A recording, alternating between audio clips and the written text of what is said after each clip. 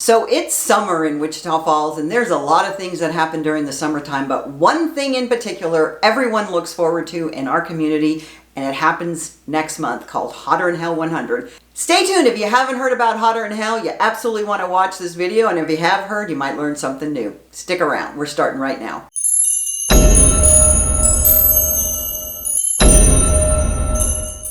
So welcome back to another episode of Your Wichita Falls. I'm Debbie Dobbins, and I talk about all things Wichita Falls on this channel. So if you want to know more, please subscribe to our channel, ring that bell, and you'll be notified every time we upload a new video. So we're so excited because we're coming up to August, and in August in Wichita Falls for decades now, we have had something amazing and incredible here. It is one of the hottest tickets in town, in the world, in the state, in the country. It's all over the place.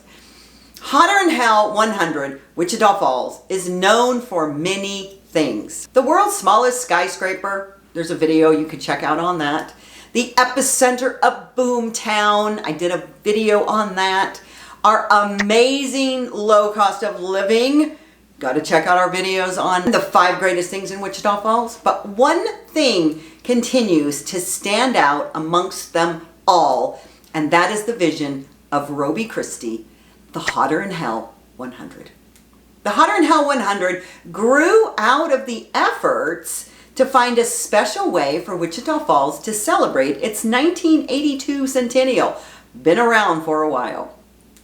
The Wichita Falls Bicycle Club back there in 1982 proposed a bicycle ride. Just a little measly bicycle ride. Not really. 100 miles in 100-degree heat to celebrate 100 years coming. Well, that's a lot of hundreds, and we're not kidding when we say Hotter 'n Hell, because it is 100 degrees. 100-mile bike ride? Oh my! So Hotter 'n Hell 100 came to be. Some might say the rest is history, but there actually is more to the story. And this year, in 2021, marks the 40th anniversary of the celebration of the Hotter 'n Hell 100. So, hey, it's a big deal this year. It's the 40th anniversary. The weekend of the ride in Wichita Falls is so incredible, and it's amazing how this small idea of one man could blossom into what you see today. It had a very modest start, but grew geometrically for the first several years until the world began to notice. And it didn't take very long, because people from around the globe, literally around the world, people know about Hotter 'n Hell 100. People from around the globe wanted to ride in the Hotter 'n Hell, and today it is the largest single day 100-mile bicycle ride in the nation, and one of the largest in the entire world. I love Wichita Falls because we're on the map for so many things.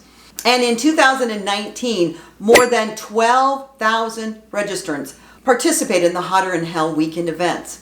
But sadly, in 2020, after we had gained so much momentum, for the very first time in that 40 years ever, Hotter 'n Hell switched to a virtual event due to COVID. And yet it still had over 2,500 registrants join from around the world, riding their own routes, their own dates, their own weather.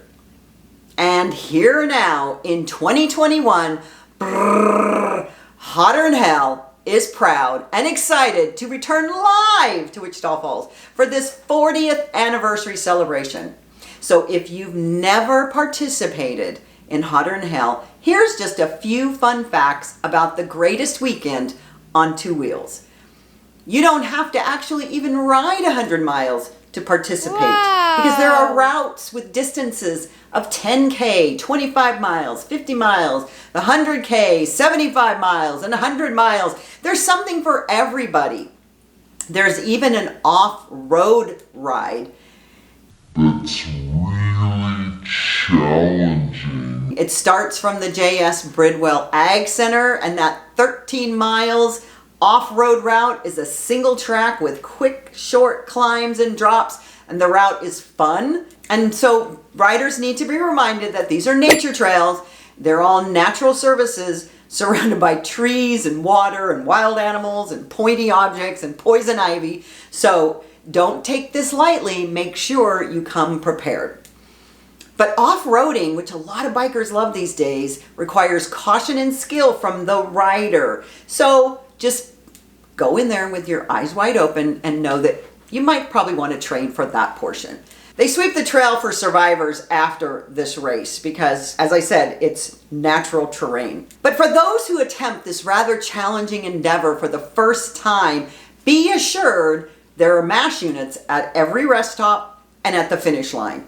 These medical volunteers come to treat everything from bees embedded in the rider's ears to emu bites, who knew, road rash, underhydration, overhydration, and hard landings.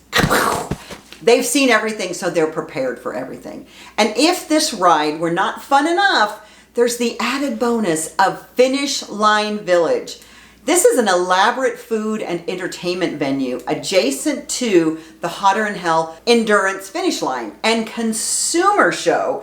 It goes for the whole weekend, and there's so much to do and so much activity. It goes from the opening bell to the very end. So bring your appetite and your wallet.